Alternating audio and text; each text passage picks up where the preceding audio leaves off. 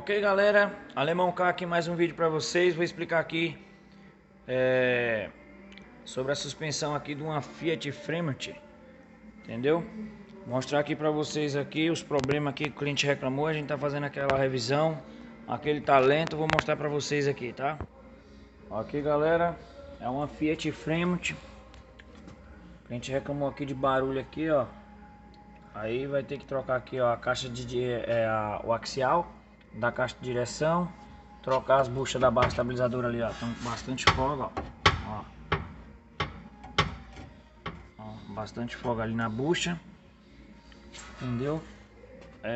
Reclamação também de trepidação, ó, trepidação quando passa de uma certa velocidade. Olha só a oxidação aqui, ó, do semi-eixo, ó.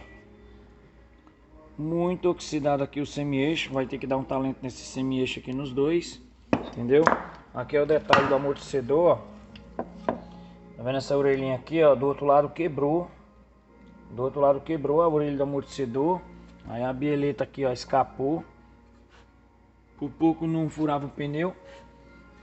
Desmontando aqui, ó, tem que desmontar toda a churrasqueira para poder tirar os telescópios fora. Já tá desmontada aqui a churrasqueira. Aqui é o detalhe aqui, ó, do cilindro mestre, reservatório do fluido. Ó, o módulo. É uma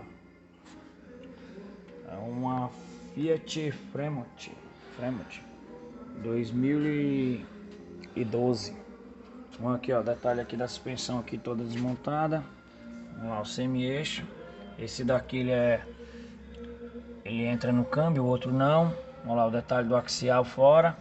Bucha da barra estabilizadora, semi-eixos. E aqui é o detalhe, pessoal, aqui é o amortecedor que quebrou, ó. Vendo desse lado aqui com um barulho terrível.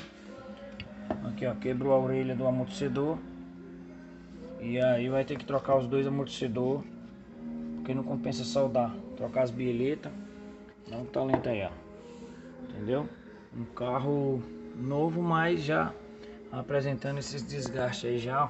Vai ter que fazer essa manutenção aí para poder deixar ele top.